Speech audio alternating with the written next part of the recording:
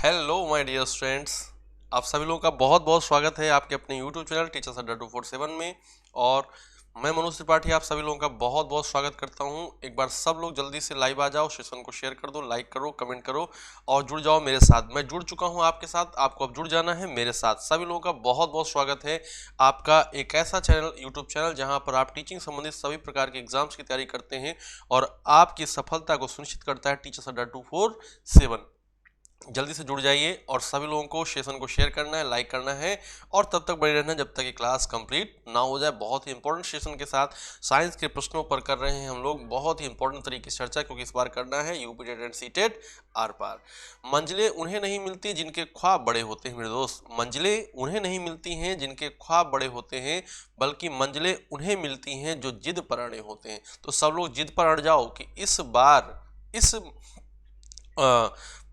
बार UP TET और C TET को तो एकदम क्रैक कर देना है। आने वाले केबीएस एनवीएस, आने वाले सुपर टेट में कोई कसर नहीं छोड़नी है।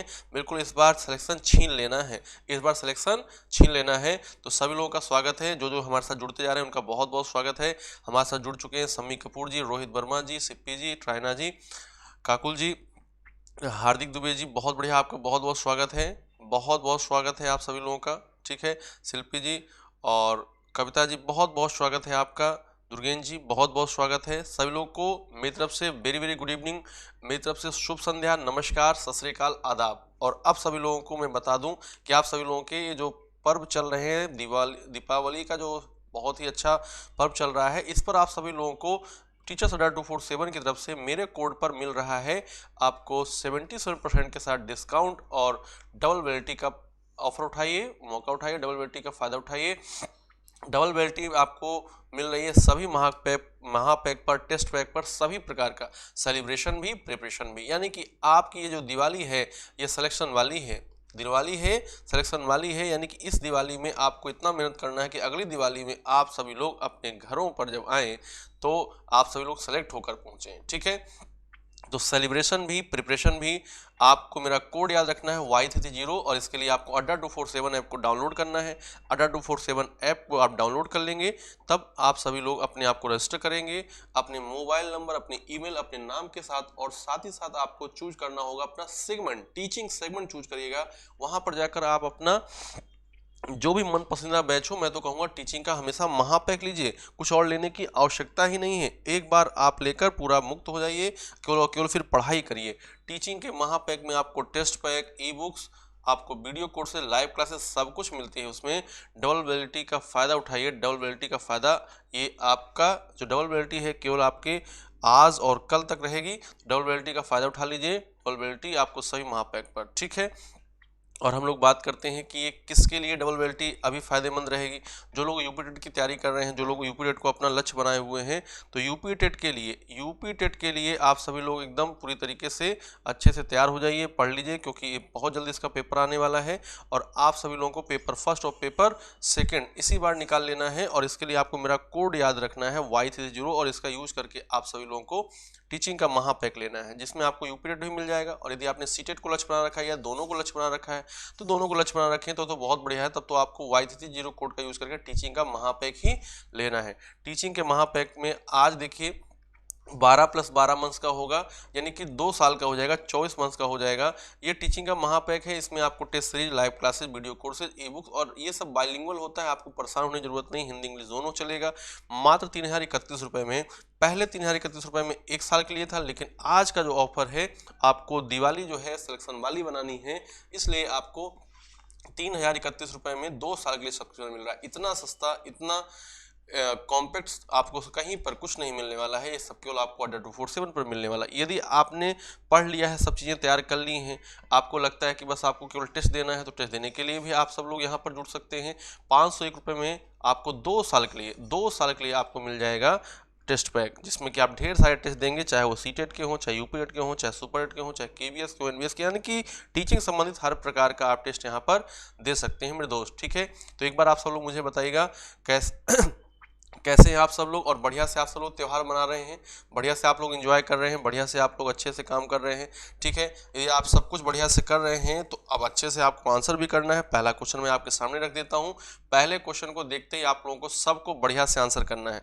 पहले क्वेश्चन को देखते ही आप सब लोगों को बहुत बढ़िया से आंसर करना है, क्योंकि पहले क्वेश्चन की यदि शुरुआत बढ़िया हुई तो बोलते हैं ना कि सब आगे बढ़िया चलता जाएगा। क्यों? क्योंकि आपके अंदर एक पॉजिटिव एनर्जी होगी। यस मैं कर रहा हूं, मैं कर रही हूं, यस मैं कर पा रहा हूं। ठीक है, चलो बहुत बढ़िया। पहला क्वेश्चन आपके सामने आ चुका है और ये है ध्वनि तरंगों में से कुछ तरंगें ऐसी होती हैं जो सुनाई देती हैं, कुछ तरंगें ऐसी होती हैं जो सुनाई नहीं देती हैं मानव को। अब वो ध्वनि तरंगें कौन सी हैं जो अवश्रव्य ध्वनि तरंगें कहलाती हैं, या आपसे पूछा है अवश्रव्य तरंगों की आवृत्ति होती है, अवसर तरंगों की आवृत्ति होती है। ठीक है, आवृत्ति होती है। फ्रीक्वेंसी ऑफ इंफ्रासोनिक, यहां पर आप ध्यान रखिएगा, infrasonic wave, frequency of infrasonic waves are, अश्रव्य तरंगों की आवृत्ति कितनी होती है? फ्रीक्वेंसी ऑफ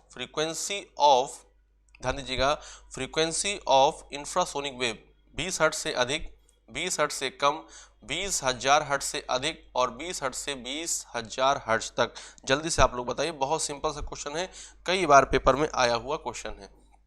यदि हम लोग ध्वनि तरंगों को आवृत्ति परिसर के आधार पर बांटें, यानी कि यदि हम ध्वनि तरंगों क्या करें, यदि हम लोग ध्वनि तरंगों को आवृत्ति के आधार पर बांटें तो 3 प्रकार से बांट सकते हैं, 3 प्रकार से बांट सकते हैं। देखिएगा कैसे, यहाँ पर हमने एक ले लिया 20 हर्ट्ज, यहाँ पर हमने ले लिया एक 20 किलो हर्ट्ज, यहाँ पर हमने क्या ले लिया 20 किलो हर्ट्ज।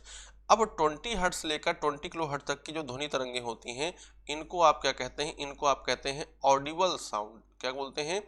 Audible wave. ध्यान दीजिएगा, इनको आप क्या बोलते हैं? ऑडिबल वेव्स बोलते हैं, या आप बोलते हैं श्रव्य तरंगे। क्या बोलते हैं? श्रव्य तरंगे बोलते हैं, ऑडिबल वेव श्रव्य तरंगे। तो यदि आपसे पूछेगा कि श्रव्य तरंगे की आवृत्ति कितनी होती है तो आप कहेंगे 20 हर्ट्ज से लेकर 20 किलो हर्ट्ज तक।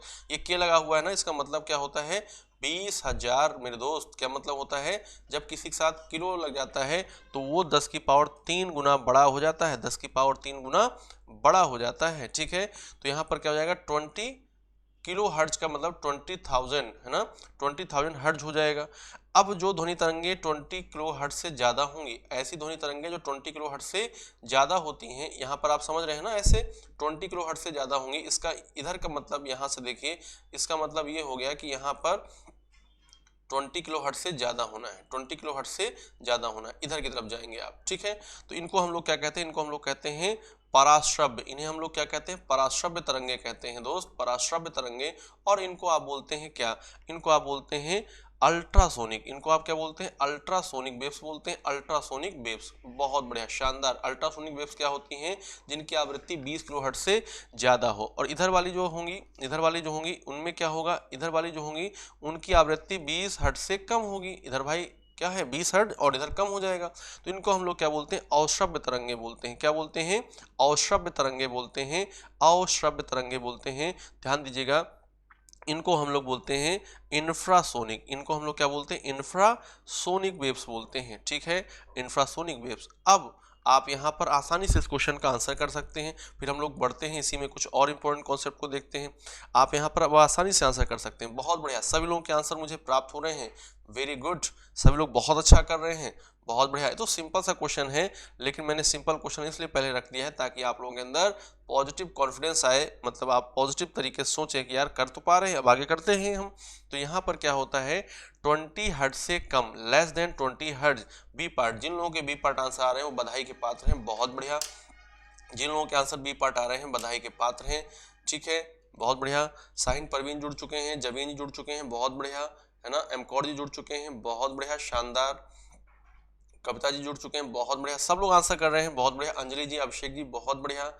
ठीक है, ठीक है, ठीक है, बहुत बढ़िया, शानदार, बहुत बढ़िया, शानदार। तो 20 हर्ट्ज से कम वाली ध्वनि तरंगें क्या कहलाती हैं? इनको हम लोग कहते हैं इंफ्रासोनिक वेव्स, इंफ्रासोनिक वेव्स। अब देखिए, जो ऑडिबल वेव्स होती हैं इन्हीं को मानव सुन पाता है, इन्हीं को मानव सुन पाता है, ना तो मानव मानव सुन पाता है, ना तो मानव इंफ्रासोनिक को सुन पाएगा, ना तो अल्ट्रासोनिक को सुन पाएगा। केवल केवल कितने को सुन पाएगा?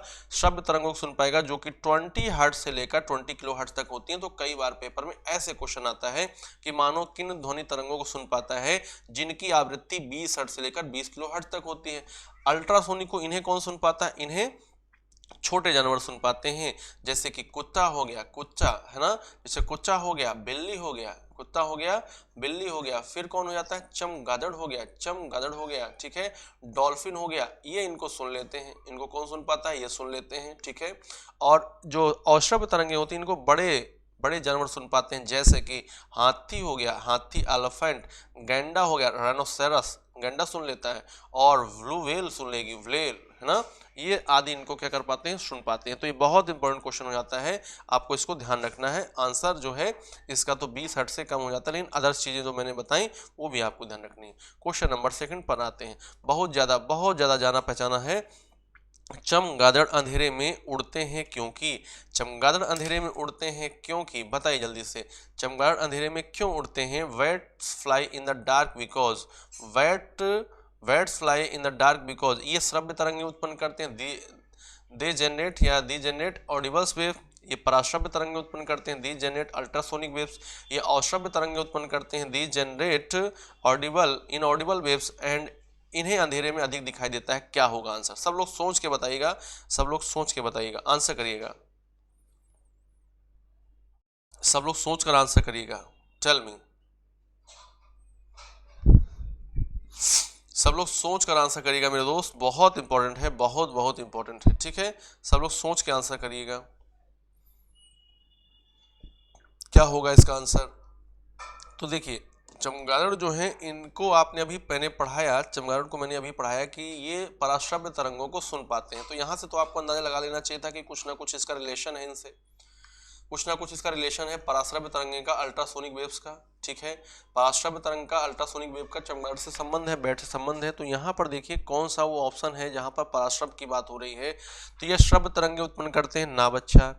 ये अश्रव्य तरंगे उत्पन्न करते हैं, ना बच्चा। इन्हें अंधेरे में अधिक दिखाई देता है, ना। ये क्या करते हैं? ये पराश्रव्य तरंगे उत्पन्न करते हैं, दे जनरेट या दी जनरेट अल्ट्रासोनिक वेव्स। अब देखिए क्या होगा, यहाँ पर चमगादड़ है, यहाँ पर क्या है, यहाँ पर मान लीजिए चमगादड़ है, ये चमगादड़ है, मान लीजिए ऐसे ऐसे ही ये चमगादड़ है, और चमगादड़ क्या करेगा? ये उत्पन्न करेगा अल्ट्रासोनिक वेव, ये उत्पन्न करेगा अल्ट्रासोनिक वेव उत्पन्न करेगा। अल्ट्रासोनिक वेव जब आगे बढ़ेंगी और इनके रास्ते में कोई ऑब्स्टेकल आएगा या कोई शिकार आता है तो वहां से टकराकर पुनः किसको आ जाती हैं? पुनः चमगादड़ को आ जाती है। चमगादड़ इनको सुन लेता है, मैंने यही तो बताया ना कि चमगादड़ इनको क्या कर लेगा? सुन लेगा। चमगादड़ जब सुन लेगा तो अब कितनी देरी बाद इसने सुना है, तो कितनी डिस्टेंस पर है या सामने कौन है, उसके आधार पर चमगादड़ अपने रास्ते को ढूंढ लेता है और अपने शिकार को भी ढूंढ लेता है। चमगादड़ क्या करते हैं? पराश्रव्य ध्वनि तरंगों को उत्पन्न करके अल्ट्रासोनिक साउंड को या अल्ट्रासोनिक वेव्स को उत्पन्न करते हैं। अल्ट्रासोनिक वेव्स को उत्पन्न करेंगे और जब इनके रास्ते में कोई ऑब्स्टेकल आएगा या कोई अवरोध आएगा या कोई शत्रु आएगा तो उससे टकराकर ये फिर वापस उन्हीं के पास आ जाएंगे। चूंकि ये सुन लेते हैं इसलिए आसानी से जान जाएंगे कि कहाँ पर कौन है, आगे मुझे कैसे जाना है, उस रास्ते पर मुझे आगे बढ़ना है या नहीं बढ़ना है, मुझे सावधान हो जाना है कि नहीं हो जाना है। ये सारी चीज़ें हो जाती हैं, ये सारी चीज़ें यहाँ पर हो जाती हैं, ठीक है। इसके बाद नेक्स्ट क्वेश्चन पर आते हैं हम लोग। किसके द्वारा विद्युत ऊर्जा को यांत्रिक ऊर्जा में, बहुत अच्छे से ध्यान रखिएगा, विद्युत ऊर्जा को यांत्रिक ऊर्जा में बदला जाता है? विद्युत ऊर्जा को यांत्रिक ऊर्जा में किसके द्वारा रूपांतरित किया जाता है? By which electrical energy is converted into mechanical energy? विद्युत बल्ब, विद्युत हीटर, विद्युत सेल एंड विद्युत motor. Electric bulb, electric heater, electric cell and electric motor. Tell me guys, क्या होगा आंसर? जल्दी से आप लोग मुझे बताइएगा क्या होगा आंसर यहाँ पर। किसके द्वारा विद्युत ऊर्जा को यांत्रिक ऊर्जा में रूपांतरित किया जाता है? सब लोग एकदम जोर लगाओ, जल्दी से आंसर करो, फटाक से आंसर करो। ये बहुत सिंपल क्वेश्चन है, एक बार अच्छे से कर दोगे तो कंप्लीट हो जाएगा। बताइए, जल्दी से बताइए, टेल मी गाइस, किसके द्वारा विद्युत ऊर्जा को यांत्रिक ऊर्जा में रूपांतरित किया जाता है? By which electrical energy is converted into mechanical energy? Tell me, क्या होगा इसका आंसर? तो यहाँ पर देखिए बहुत बढ़िया, सभी लोग आंसर कर रहे हैं, क्या बात है, एकदम एकदम सिंपल गेंद यदि आपको मिलती तो एकदम छक्के पड़ जाती है। यानी कि आपको यदि सिंपल क्वेश्चन मिला तो किसी का फिर गलत नहीं होना, एकदम शानदार तरीके से आंसर आता है, कोई डाउट नहीं है इसमें, कोई डाउट नहीं है इसमें। देखिए यदि विद्युत बल्ब की बात करें, इलेक्ट्रिक बल्ब की बात करें, तो विद्युत बल्ब क्या करता है, विद्युत ऊर्जा को, इलेक्ट्रिकल एनर्जी को विद्युत ऊर्जा को किस में कन्वर्ट करता है, प्रकाश और ऊष्मीय ऊर्जा में। ध्यान दीजिएगा विद्युत ऊर्जा का मेन काम क्या है, हमने सॉरी बल्ब का मेन काम क्या है, इलेक्ट्रिक बल्ब, बल्ब हम लोग क्यों कर रहे हैं यूज, क्योंकि बल्ब से हमें चाहिए प्रकाश, तो विद्युत ऊर्जा किस में कन्वर्ट होती है, प्रकाश ऊर्जा में। विद्युत ऊर्जा किस में कन्वर्ट होती है, प्रकाश ऊर्जा में कन्वर्ट होती है। और साथ ही साथ आपको यहाँ पर ऊष्मीय ऊर्जा भी मिलती है ना, विद्युत बल्ब को जलाने से ऊष्मा भी उत्पन्न होती है, क्योंकि रेडिएशन करता है, विकिरण करता है, ऊष्मीय ऊर्जा उत्पन्न होती है। चलो विद्युत हीटर से क्या होता है, हीटर का उपयोग आप किस लिए करते हैं, हीटर का उपयोग करते हैं आप गर्म करने के लिए, है ना।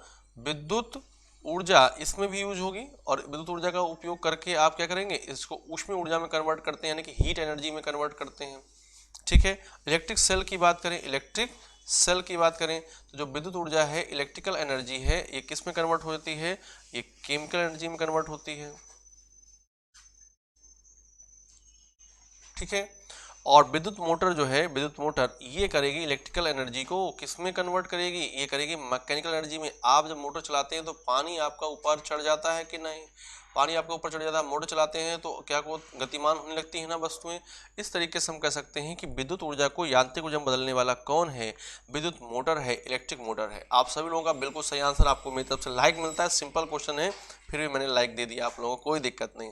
विद्युत मोटर विद्युत ऊर्जा को यांत्रिक ऊर्जा में बदलने का काम करता है, डिवाइस है जो बदलती है। क्वेश्चन नंबर 4 पर आ जाएगा, विमानों की ऊंचाई मापने के लिए प्रयुक्त यंत्र कौन सा है, विमानों की ऊंचाई मापने के लिए प्रयुक्त यंत्र है, which instrument is use to measure, which instrument is use to measure the height of planes, height of planes, planes मतलब उड़ने वाले, ठीक है, विमान।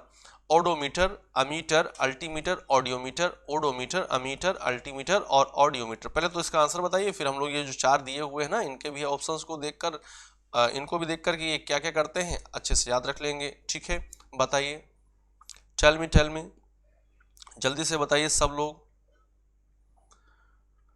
बताइए, जल्दी से आंसर करिए। ओडोमीटर, अमीटर, अल्टीमीटर, ऑडियोमीटर कौन है जो कि विमानों की ऊंचाई बताएगा। तो यहाँ पर एक सिंपल सा, एक बहुत ही सिंपल सा वर्ड आता है। जब भी हम लोग ऊंचाई की बात करते हैं तो आप हाइट तो बोलते हैं, तो हाइट तो नॉर्मली हो जाती है, लेकिन यहाँ पर एक वर्ड यूज होता है अल्टीट्यूड। अल्टीट्यूड मतलब क्या होता है, ऊंचाई। एल्टीट्यूड मतलब क्या होता है, एटीट्यूड नहीं, एल्टीट्यूड। एल्टीट्यूड क्या होता है, ऊंचाई होता है। एल्टीट्यूड क्या होता है, ऊंचाई होता है, समझिएगा हमारी बात। एल्टीट्यूड मतलब ऊंचाई। अब एल्टीट्यूड वाला वर्ड यहाँ पर देखिए, हमको क्या नापना है, ऊंचाई मापना है, ऊंचाई मेजर करनी है, तो इसके लिए हम लोग अल्टीमीटर का प्रयोग करते हैं, अल्टीमीटर का प्रयोग करते हैं। ठीक है, ऑडियोमीटर से आप साउंड मेजर करते हैं। अमीटर से आप क्या करते हैं, इलेक्ट्रिक करंट यूज करते हैं, इलेक्ट्रिक करंट का मेजरमेंट करते हैं, इलेक्ट्रिक करंट का यूज करते हैं। और ओडोमीटर से आप क्या मापते हैं, ओडोमीटर से आप डिस्टेंस मापते हैं। क्या मापते हैं, डिस्टेंस। और ये आप देखे होंगे कि गाड़ियों में लगा रहता है ओडोमीटर, पता चलता है कि गाड़ी कितनी चल चुकी है, पता चलता है गाड़ी कितनी दूरी तक दौड़ चुकी है ना। तो ओडोमीटर से आप क्या नापते हैं, डिस्टेंस मापते हैं, है ना, डिस्टेंस मापते हैं। टेकोमीटर से आप क्या नापते हैं, स्पीड मापते हैं। अब अमीटर इलेक्ट्रिक करंट, अल्टीमीटर यानी कि ऊंचाई, विमानों की ऊंचाई या किसी वस्तु की ऊंचाई आप बोल दीजिए, कोई दिक्कत नहीं। अल्टीमीटर का प्रयोग करेंगे एल्टीट्यूड को मेजर करने के लिए। और ऑडियोमीटर यूज होगा साउंड के लिए। ऑडियोमीटर किसके लिए यूज होगा, साउंड के लिए। तो ये हो जाता है आपका क्वेश्चन नंबर 4। नेक्स्ट पर आइएगा, एक रेडियोधर्मी तत्व जिसके भारत में विशाल भंडार पाए जाते हैं। A radioactive element with large deposits in India, Bharat में जिस रेडियोएक्टिव पदार्थ के सबसे ज्यादा भंडार पाए जाते हैं उसका नाम आपको बताना है। यूरेनियम है, प्लूटोनियम है, थोरियम है, रेडियम है, क्या होगा आंसर, टेल मी जल्दी से आप लोग आंसर करिए, जल्दी आंसर करिए, मेक इट फास्ट बच्चा पार्टी। एक रेडियोधर्मी तत्व जिसके भारत में भंडार पाए जाते हैं, विशाल भंडार पाए जाते हैं, कौन है, यूरेनियम है, प्लूटोनियम है, रेडियम है, थोरियम है। मैं देख पा रहा हूं आप सभी लोगों के आंसर, बहुत बढ़िया, शानदार, एकदम बिल्कुल उड़ा दे रहे हैं सब लोग आज, है ना, बहुत बढ़िया, शानदार, very good. Very good, very good, very good, बहुत बढ़िया, वेरी गुड, बहुत अच्छा, बहुत अच्छा। तो देखिए यहाँ पर बात की जा रही है कि रेडियोधर्मी तत्व कौन सा है, यहाँ पर रेडियोधर्मी तत्व कौन सा है जिसके भात में सबसे ज़्यादा भंडार है। तो ये देखिए सारे के सारे जो हैं, चाहे यूरेनियम हो, चाहे प्लूटोनियम हो, चाहे रेडियम हो या थोरियम हो, ये सब क्या है, रेडियो एक्टिव एलिमेंट है। रेडियो एक्टिव एलिमेंट वे होते हैं जो अपने नाभिक को, उनका नाभिक क्या होता है, नाभिक उनका स्थिर नहीं होता है, तो नाभिक को स्थिर बनाने के लिए वो अपने नाभिक से बहुत से कणों का, बहुत सी किरणों का क्या करते हैं, रेडिएशन करते हैं, बहुत से किरणों का विकिरण करते हैं, अपने हिसाब से निकालते रहते हैं। ठीक है, यहाँ पर देखिएगा रेडियो एक्टिव एलिमेंट जिसके भात में सबसे ज़्यादा विशाल भंडार है वो कौन सा है, थोरियम है। थोरियम जो है ये मोनोजाइट सैंड से प्राप्त होता है, मोनोजाइट सैंड से प्राप्त होता है। और जो मोनोजाइट सैंड है, जो मोनोजाइट सैंड है, इसके विशाल भंडार हैं कहाँ पर, भारत के केरला राज्य में, भारत के केरला राज्य में है। तो आपसे यदि पूछता है कि भारत में थोरियम का सर्वाधिक उत्पादन कौन सा राज्य करता है, तो केरला है, केरला है। और केरला में थोरियम जो है किससे प्राप्त किया जाता है, मोनोजाइट सैंड से। मोनोजाइट सैंड क्या है, थोरियम का अयस्क है। मोनोजाइट सैंड क्या है, थोरियम का अयस्क है। ठीक है, ore of thorium is monazite sand. Clear है इतनी बात। एक रेडियोधर्मी तत्व जिसके भात में बड़े भंडार हैं, विशाल भंडार हैं, उसको हम लोग क्या बोलते हैं, थोरियम बोलते हैं, मोनोजाइट सैंड केरला। आगे चलेंगे, नेक्स्ट क्वेश्चन पर चलेंगे। क्वेश्चन नंबर नेक्स्ट, पार्श्विक निम्न में से किसकी इकाई है, पार्श्विक निम्न में से किसकी इकाई है, पार्श्विक is the unit of which of the following, पार्श्विक निम्न में से किसकी इकाई है, पार्श्विक किसकी इकाई है, जल्दी से आप बताइएगा, पार्श्विक किसकी इकाई है, टेल मी, पार्श्विक किसकी इकाई है, पार्श्विक is the unit of which of the following, प्रकाश की चमक, फ्लैश ऑफ लाइट, दूरी, समय और चुंबकीय बल। बहुत सिंपल सा बता दो, जल्दी से आंसर कर दो, आंसर कर दो, आंसर फटाक से। पार्श्विक निम्न में से किसकी इकाई है, पार्श्विक निम्न में से किसकी इकाई है। ठीक है, पार्श्विक जो है, आप सभी लोगों के मैं आंसर देख पा रहा हूं, आप सब लोग बढ़िया से आंसर कर रहे हो, सब लोगों ने बिल्कुल सही आंसर किया, कुछ एक को छोड़ दिया जाए तो सब लोग बिल्कुल सही आंसर कर रहे हैं। आप परिचित हैं पार्श्विक से, ठीक है, पार्श्विक से परिचित हैं। देखिए तीन आपको चीजें ध्यान रखनी है, एक लाइट ईयर है जिसको आप कहते हैं प्रकाश वर्ष, क्योंकि ये कंफ्यूजिंग होते हैं और आपको जनरली नॉर्मली यदि आपने इनको पहले से पढ़ा नहीं तो ये ऐसी चीजें हैं जो नहीं जानते हैं। लाइट ईयर हो जाता है प्रकाश वर्ष। दूसरा क्या होता है, दूसरा हो जाता है astronomical unit, astronomical unit, astronomical unit, इसको आप क्या बोलते हैं, खगोलीय इकाई, क्या बोलते हैं, खगोलीय इकाई बोलते हैं, खगोलीय इकाई बोलते हैं। और एक होता है मेरे दोस्त पार्सेक, एक क्या होता है, पार्सेक, पार्सेक होता है। ठीक है, पार्सेक, ये जो पार्सेक है, खगोलीय इकाई है, प्रकाश वर्ष है, ये तीनों के तीनों क्या होते हैं, दूरी के मात्रक होते हैं। किसके मात्रक होते हैं, दूरी के मात्रक होते हैं, दूरी के मात्रक, दूरी के मात्रक। तो क्या छोटी मोटी दूरी के, क्या आपके लखनऊ से आपके गोंडा तक की दूरी के, क्या आपके दिल्ली से लेकर पंजाब कपूरथला तक की दूरी के, नहीं, आपकी ये जो दूरी होती है बहुत बड़ी दूरी के मात्रक होते हैं। तो इनको हम लोग कहते हैं खगोलीय दूरी के। कौन सी दूरी मापी जाएगी, जो ब्रह्मांड में, जो अंतरिक्ष में जो दो पिंडों के बीच में नापी जाएगी, उस खगोलीय दूरी के मात्रक होते हैं। कौन, light year, astronomical unit and parsec. इसमें से पार्सेक जो होता है सबसे बड़ा मात्रक है। दूरी का सबसे बड़ा मात्रक आपसे पूछता है तो आप हमेशा आंसर करते हैं पार्सेक, दूरी का सबसे बड़ा मात्रक, दूरी का सबसे बड़ा मात्रक, दूरी का सबसे बड़ा मात्रक क्या है, पार्सेक है। दूरी का सबसे बड़ा मात्रक क्या है मेरे दोस्त, पार्सेक है। तो आप पार्सेक को आंसर करते हैं दूरी के लिए। और एक पार्सेक में कितने हो जाते हैं लाइट ईयर, 3.26 लाइट ईयर हो जाते हैं। इसको ध्यान रखना है, एक पार्सेक में कितने लाइट ईयर हो जाते हैं, 3.26 लाइट ईयर हो जाते हैं। क्लियर है, बोलिए, इतनी बात क्लियर है आप लोगों को, तो आगे चलें हम। यदि इतनी बात क्लियर हो गई है तो आगे चलें। टेल मी, सब लोग बताइए कि समझ गए हैं ना कि पार्सेक, लाइट ईयर और ये जो एस्ट्रोनॉमिकल यूनिट है किसके मात्रक हैं, ये सब दूरी के मात्रक हैं। किसके मात्रक हैं, सब दूरी के मात्रक हैं। और इनमें दूरी का सबसे बड़ा मात्रक होता है पार्सेक। और ये दूरी कौन सी दूरी है, खगोलीय दूरी है, एस्ट्रोनॉमिकल डिस्टेंस है, यानी कि ब्रह्मांड में, अंतरिक्ष में जो पिंड हैं, जो बॉडीज़ हैं, उनके बीच डिस्टेंस मापने के लिए इसका हम लोग यूज़ करते हैं, दूरी का मात्रक हो जाता है। ठीक है, नेक्स्ट क्वेश्चन पर आएगा, अंतरिक्ष यात्री को बाह्य आकाश कैसा दिखाई देता है। ऐसे क्वेश्चन हैं जो आपके एग्जाम में आते ही आते रहते हैं, है ना। अंतरिक्ष यात्री को बाह्य आकाश कैसे दिखाई देता है। What does the outer sky look like to an astronaut. जो अंतरिक्ष यात्री है उसको आकाश कैसा दिखाई देता है मेरे दोस्त। अंतरिक्ष यात्री को आकाश कैसा दिखाई देता है, बताइए जल्दी से। नीला दिखाई देता है, लाल दिखाई देता है, काला दिखाई देता है, सफ़ेद दिखाई देता है। जैसे आप इसका आंसर करते हैं वैसे एक नया क्वेश्चन और बन जाता है कि जब हम लोग अंतरिक्ष को पृथ्वी से देखते हैं, जब हम लोग आकाश को पृथ्वी से देखते हैं तब कैसा दिखाई देता है। अभी हम लोग अंतरिक्ष से देख रहे हैं, अंतरिक्ष यात्री जो है ये अंतरिक्ष में पहुंच गया है। अंतरिक्ष यात्री कहाँ पहुंच गया है, अंतरिक्ष में पहुंच गया है। अब अंतरिक्ष यात्री को बताना है, अंतरिक्ष यात्री बताएगा कि जो बाह्य आकाश है उसे कैसा दिखाई दे रहा है। चलो अंतरिक्ष यात्री ये बता देगा। अब आप ये बताओ कि जो पृथ्वी से आकाश को देखा जाता है, पृथ्वी से आकाश कैसा दिखाई देता है। दोनों आंसर करिए, मैं आपके आंसर का वेट कर रहा हूँ। करिए आंसर जल्दी से आंसर करिए सब लोग, फटाक से जल्दी से आंसर करिए। टेल मी गाइज, जल्दी से आंसर करिए, जल्दी आंसर करिए। आप लोग ऐसे काम नहीं चलेगा, फटाक से आंसर करिए। टेल मी, सिंपल सा क्वेश्चन है, उड़ा दीजिए जल्दी से कि आकाश कैसा दिखाई देगा, आकाश कैसा दिखाई देगा अंतरिक्ष यात्री को।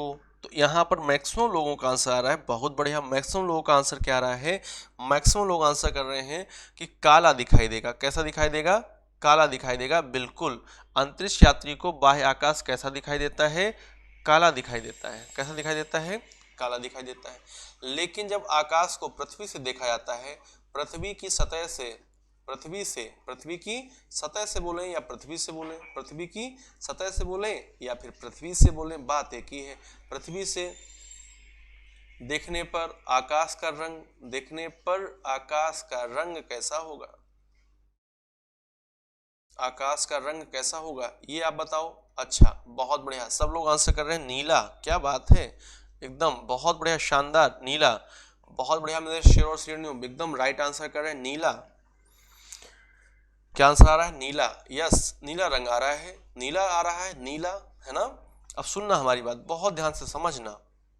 नीला, आपको एक वर्ड पता है स्कैटरिंग, आपको एक शब्द पता है स्कैटरिंग। स्कैटरिंग मतलब क्या होता है, प्रकीर्णन होता है, प्रकीर्णन होता है। स्कैटरिंग यानी कि प्रकीर्णन होता है। जब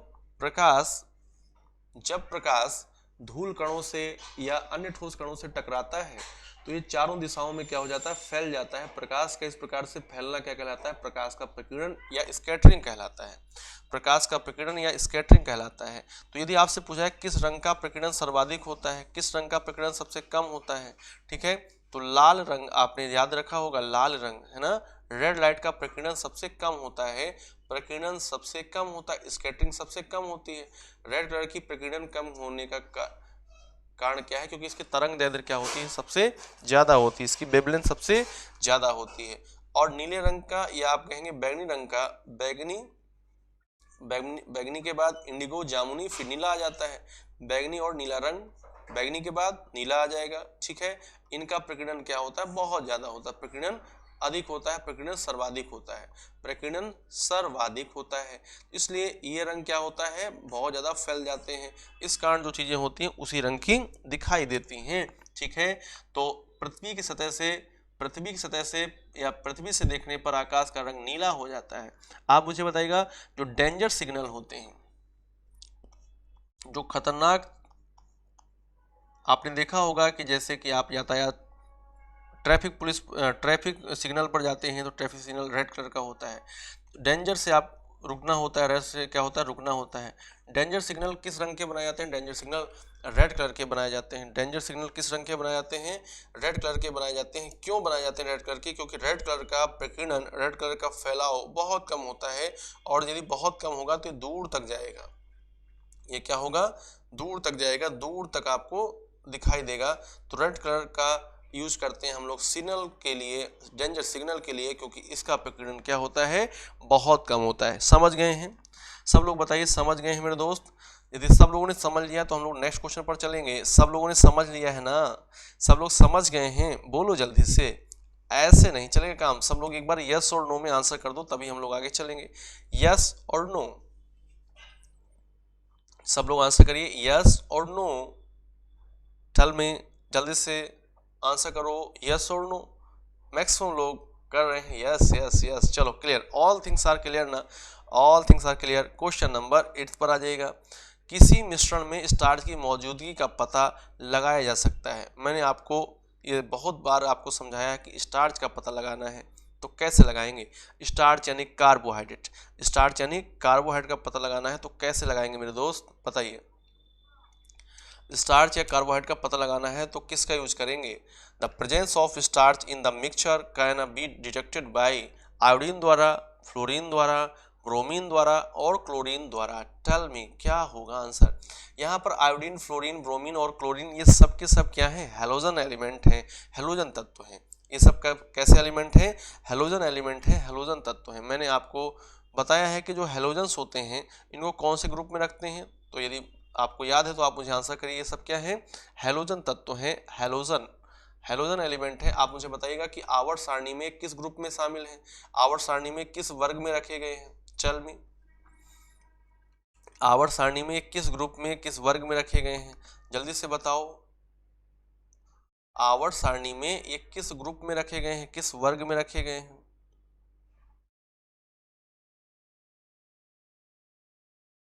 किस ग्रुप में रखे गए हैं, किस वर्ग में रखे गए हैं। Tell me tell me tell मी।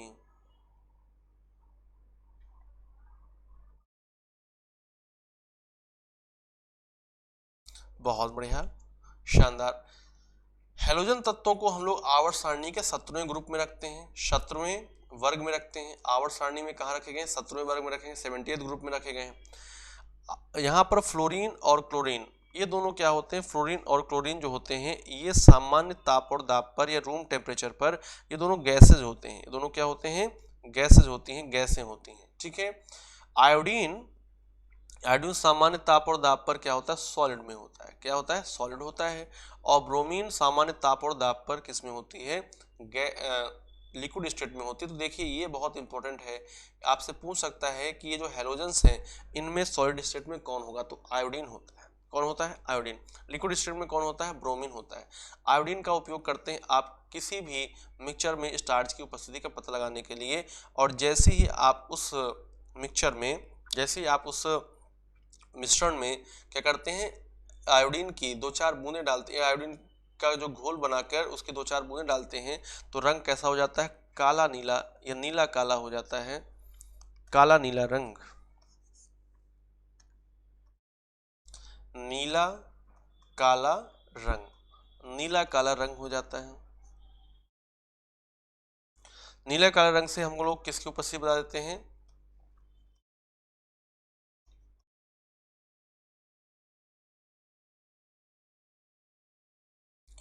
मिश्रण में आयोडीन को डालने पर रंग कैसा आ जाना, नीला काला रंग आ जाना। ये बताएगा स्टार्च की उपस्थिति, स्टार्च की मौजूदगी, स्टार्च की उपस्थिति, प्रेजेंस ऑफ स्टार्च, ठीक है। यस, आयोडीन का यूज करते हैं तो आंसर हो जाएगा आयोडीन द्वारा, आयोडीन द्वारा, ठीक है। और आप सभी लोगों के लिए एक बार फिर से मेरा कोड यूज करने पर Y330 का यूज करने पर आप सभी लोगों को मिलेगा 77% का बिग डिस्काउंट। और आपको मिल रहा है इस दिवाली डबल बेल्टी का ऑफर। डबल बेल्टी का मतलब आप समझ लीजिए अच्छे से कि जिस प्राइस पर, जिस सब्सक्रिप्शन प्राइस पर आपको 1 साल के लिए मिलता था, उसी सब्सक्रिप्शन प्राइस पर, सेम प्राइस पर आपको 77% डिस्काउंट के साथ डबल बेल्टी का ऑफर मिल रहा है। यानी कि आपको 2 साल का हो जाएगा उतने ही प्राइस पर। आपके लिए 3031 रुपए का टीचिंग का महापैक, 3031 रुपए का टीचिंग का महापैक 1 साल के लिए था। आज उसका जो बेल्टी है, आज उसकी जो वैधता है वो बढ़ाकर 2 साल कर दी गई है। यानी कि मात्र 3031 रुपए में आप 2 साल तक जितने भी बैचेस स्टार्ट होंगे, जितने भी टीचिंग संबंधित एग्जाम्स के लिए बैचेस आएंगे, उन सब बैचेस में आप बाय डिफॉल्ट ऐड हैं, बाय डिफॉल्ट आपको उसमें सब्सक्रिप्शन मिला हुआ है। यदि आप क्या करते हैं, आज इसको ले लेते हैं, ठीक है। तो आप देर मत करिए, अड्डा 247 ऐप को डाउनलोड करिए यदि नहीं किए हैं, और डाउनलोड करने के बाद अपने आप को रजिस्टर करिए, अपना मोबाइल नंबर, अपना नाम, अपना ईमेल आईडी, और इसके साथ आप टीचिंग का इसके साथ आप क्या करेंगे, इसके साथ सेगमेंट चूज करेंगे, टीचिंग सेगमेंट चूज करेंगे, और टीचिंग सेगमेंट चूज करते ही आपको स्टोर पर जाकर अपना मन पसंदीदा बैच यानी टीचिंग का महापैक ले लेना है, कोई और बैच लेने की जरूरत नहीं है। और आप मेरा कोड ध्यान रखिएगा, मेरा कोड Y330, मेरा कोड क्या हो जाएगा, Y330 हो जाएगा, ठीक है। तो इतना हम लोगों को ध्यान रखना है। आगे चलते हैं क्वेश्चन नंबर नेक्स्ट पर। क्वेश्चन नंबर नेक्स्ट को देखिएगा, the chemical formula of gypsum is, the chemical formula of gypsum is, यानी कि जिप्सम का रासायनिक सूत्र क्या है, जिप्सम का रासायनिक सूत्र क्या है, जल्दी से आप लोग बताइएगा, जिप्सम का रासायनिक सूत्र क्या है, tell me. CaSO4 dot half H2O, COCl2, CaSO4 dot 2H2O, CaSO4, tell me tell me tell me tell me, जल्दी से बताइए।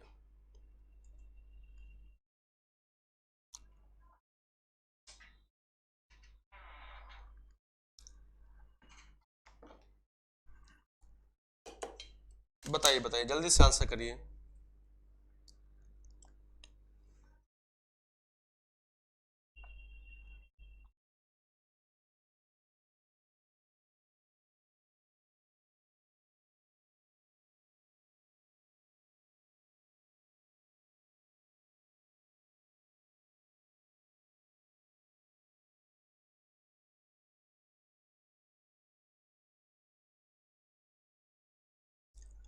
बहुत बढ़िया आ रहा है आंसर आप लोगों का, एकदम राइट। सुनिए ध्यान से, जिप्सम की बात की गई है, जिप्सम की बात की गई है, तो जो जिप्सम होता है ये होता है CaSO4 डॉट 2H2, जिप्सम होता है CaSO4 डॉट 2H2। ये COCl2 क्या है, ये विरंजक चूर्ण बोला जाता है, विरंजक चूर्ण,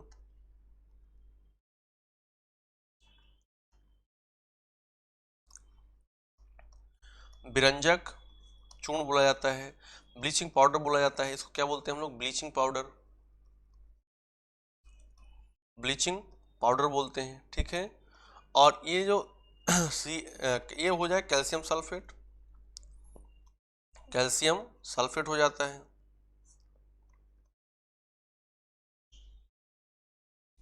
विरंजक चूर्ण को आप बोलते क्या हैं, आप मतलब उसको यदि आपको डिफाइन करना हो उसका रासायनिक नाम, तो आप बोलते हैं COCl2 यानी कि कैल्शियम हाइपोक्लोराइड, कैल्शियम ऑक्सीक्लोराइड बोलते हैं, क्या बोलते हैं, कैल्शियम ऑक्सीक्लोराइड बोल देते हैं, ठीक है, कैल्शियम ऑक्सीक्लोराइड बोल देते हैं। और जिप्सम को आप क्या बोलते हैं, जिप्सम को आप देख पा रहे होंगे क्या लिखा हुआ है, लिखा हुआ है CuSO4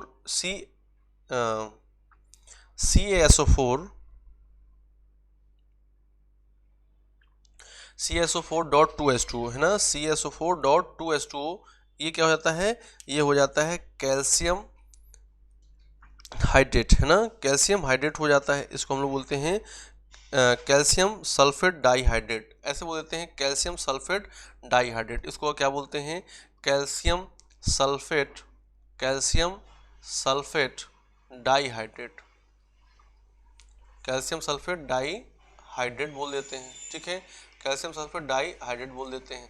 इसके बाद जो ये CaSO4 डॉट हाफ H2O है, ये क्या है, ये है कैल्शियम, कैल्शियम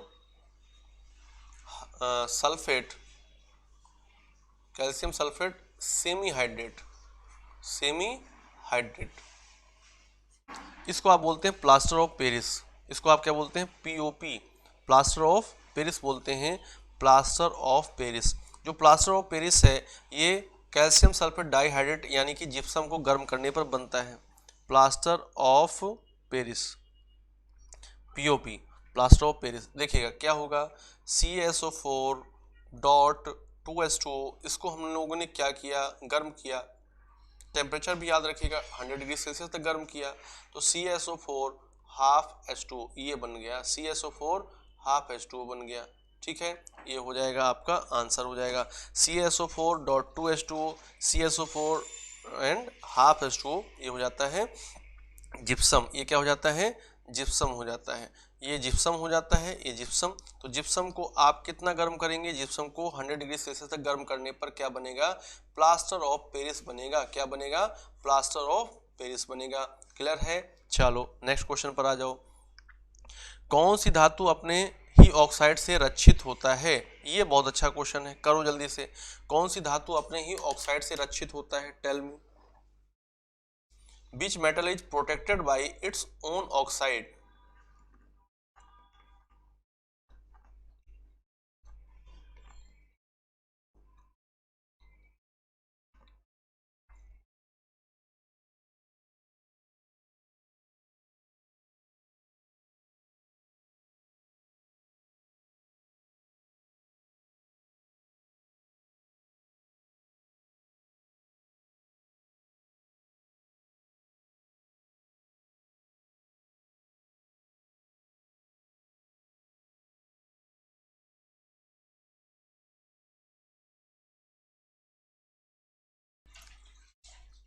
चलिए बहुत अच्छा, काफी लोगों का आंसर यहाँ पर मुझे मिल रहा है। ये तो सिंपल सा क्वेश्चन है। देखिए एल्यूमिनियम जो है, एल्यूमिनियम एल्यूमिनियम ये ऐसी धातु है, जब इसको हम लोग वायु में खुले में रखते हैं तो एल्यूमिनियम ऑक्साइड बन जाता है। क्या बन जाता है? एल्यूमिनियम एल्यूमिनियम ऑक्साइड बन जाता है। एल्यूमिनियम ऑक्साइड की परत चढ़ जाती है किसके ऊपर? एल्युमिनियम के ऊपर, एल्युमिनियम धातु के ऊपर, एल्युमिनियम धातु के ऊपर एल्युमिनियम ऑक्साइड की परत चढ़ जाती है। अब इससे क्या होता है? एल्युमिनियम की जो चमक होती है, धात्विक चमक, ये कम हो जाती है। धात्विक चमक क्या होगी? धात्विक चमक कम हो जाती है। धात्विक चमक कम हो जाने से थोड़ा बहुत प्रभाव पड़ा, लेकिन इससे क्या हो जाती है? एल्युमिनियम जो है ये संक्षारण से बच जाती है। एल्युमिनियम जो है कोरोजन से बच जाती है, कोरोजन नहीं होता है। तो आप मुझे बताएंगे कि एल्युमिनियम को रक्षित करता है कौन? एल्युमिनियम का ऑक्साइड। जब एल्युमिनियम को वायु में खुले में रखते हैं तो एल्युमिनियम ऑक्साइड बन जाता है ना, एल्युमिनियम ऑक्साइड बन जाता है। ये एल्युमिनियम के ऊपर एक परत के रूप में चढ़ जाता है, जिससे कि उसकी धात्विक चमक कम हो जाती है, जिससे उसकी धात्विक चमक कम हो जाती है। लेकिन इससे एल्युमिनियम का संक्षारण रुक जाता है, एल्युमिनियम का कोरोजन रुक जाता है। तो आंसर यहाँ पर क्या हो जाएगा? बी पार्ट हो जाएगा। आंसर क्या हो जाएगा? बी पार्ट हो जाएगा। नेक्स्ट क्वेश्चन पर आइएगा। फोटोग्राफी में प्रयोग किए जाने वाले हाइपोबिलियन का रासायनिक नाम क्या है? बहुत अच्छा। फोटोग्राफी में प्रयोग किए जाने वाले हाइपोबिलियन का रासायनिक नाम आपको बताना है। क्या है? Hydrogen peroxide, silver bromide, sodium hydroxide या सोडियम थायोसल्फेट। करिए आंसर जल्दी से, जल्दी से आंसर करिए सब लोग। Tell me the chemical name of hypo solution used in photography is. क्या नाम है इसका? केमिकल नेम क्या है बताइए।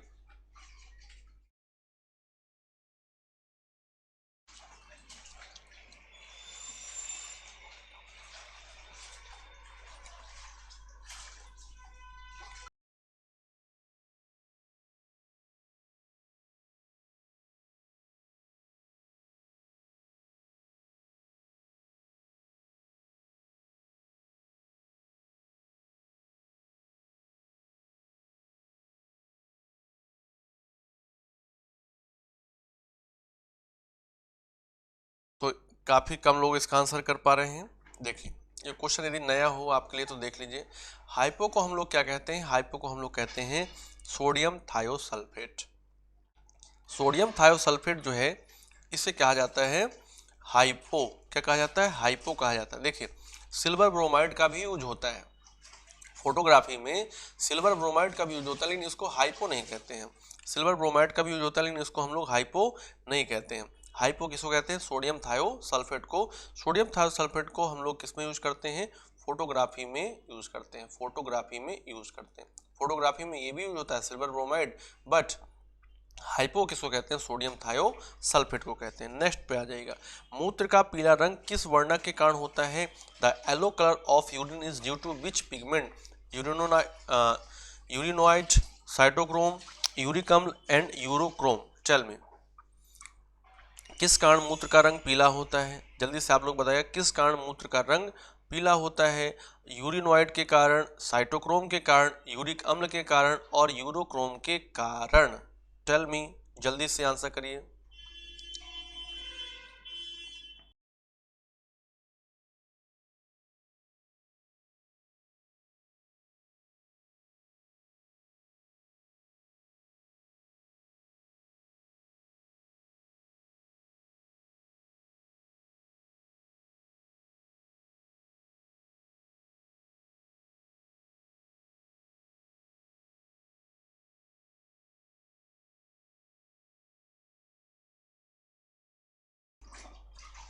बहुत अच्छा, आप लोगों ने इसका बिल्कुल राइट आंसर किया। देखिए, जो यूरोक्रोम होता है इसके कारण मूत्र का रंग कैसा होता है? पीला होता है। यूरोक्रोम के कारण मूत्र का रंग कैसा होता है? पीला होता है ना। ये यूरोक्रोम मूत्र के रंग को पीला बना देता है, हल्का पीला। डायबिटीज इंसिपिडस रोग किस हार्मोन की कमी से होता है? आप लोग डायबिटीज जानते होंगे, लेकिन यहाँ पर लिखा हुआ है डायबिटीज इंसिपिडस, यानी कि इसको हिंदी में बोलते हैं उदक में। और जो हम लोग पढ़ते हैं जानते हैं वो क्या होता है? होता है मधुमेह। वो क्या होता है? मधुमेह होता है। उसको हम लोग क्या बोलते हैं? डायबिटीज,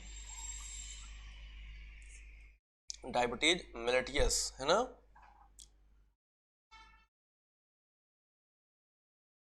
जो हम लोग मधुमेह जानते हैं, नॉर्मली बोलते रहते हैं, वो डायबिटीज मेलिटियस होता है, डायबिटीज मेलिटियस। और यहाँ पर क्या है? डायबिटीज इंसिपिडस,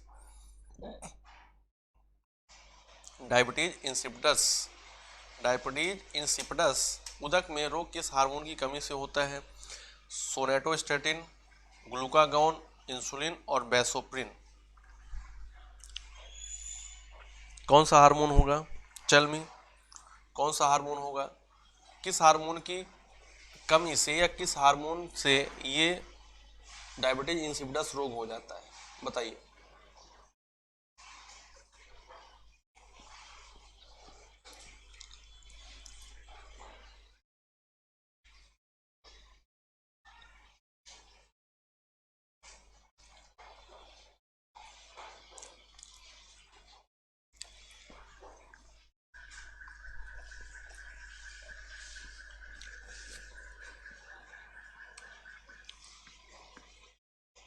बहुत से लोग इंसुलिन आंसर कर रहे हैं। भैया इंसुलिन जो है ये डायबिटीज इंसिपिडस नहीं करता है, इंसुलिन तो मधुमेह रोग करता है, समझो।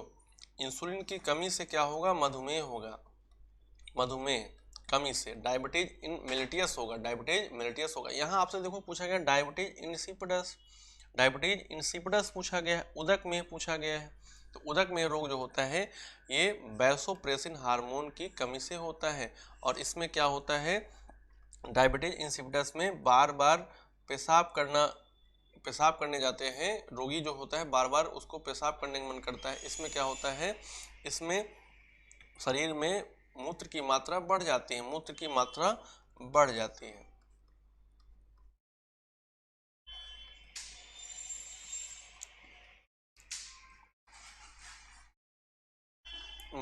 मूत्र में सबसे ज़्यादा मात्रा में क्या होता है? जल होता है। और जल को अवशोषित करने के लिए किडनी पर कौन वर्क करता है? वैसोप्रेसिन वर्क करता है। जल को अवशोषित करने के लिए किडनी पर कौन वर्क करता है? वैसोप्रेसिन वर्क करता है। और वैसोप्रेसिन की कमी हो जाने से जल का अवशोषण नहीं हो पाता, जिससे कि जल मूत्र में पहुंच जाता है और मूत्र की मात्रा बढ़ जाती है। बार बार रोगी का मूत्र करने का मन करता है या बार बार रोगी मूत्र करने के लिए जाता है। तो इसको हम लोग बोलते हैं डायबिटीज इंसिपिडस, ठीक है, वैसोप्रेसिन हार्मोन। छोटी माता नामक रोग किसके कारण होता है? छोटी माता chickenpox disease occurs due to which virus? छोटी माता रोग किस कारण होता है? Tell me. छोटी माता रोग किस कारण होता है?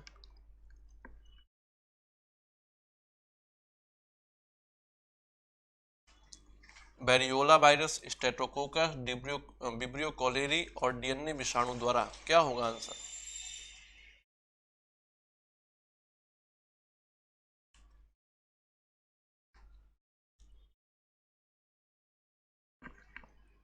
छोटी मात्रा में चिकन पॉक्स में कौन सा भाग प्रभावित होता है? छोटी मात्रा में चिकन पॉक्स में प्रभावित होता है त्वचा, है ना। और छोटी मात्रा चिकन पॉक्स या आप बोलेंगे स्मॉल पॉक्स बड़ी मात्रा, ये जो है ये वायरस से होने वाले रोग हैं, वायरल डिजीज हैं। और इसमें कौन से वायरस का यूज होता, कौन सा वायरस है जो इसके लिए रिस्पॉन्सिबल है? बैरियोला विषाणु। कौन सा वायरस रिस्पॉन्सिबल है? बैरियोला विषाणु। कर लेंगे, बैरियोला विषाणु इसके लिए क्या है? रिस्पॉन्सिबल है। बैरियोला विषाणु इसके लिए क्या है? रिस्पॉन्सिबल है, याद रहेगा, ठीक है। चलिए नेक्स्ट क्वेश्चन पर आ जाइएगा।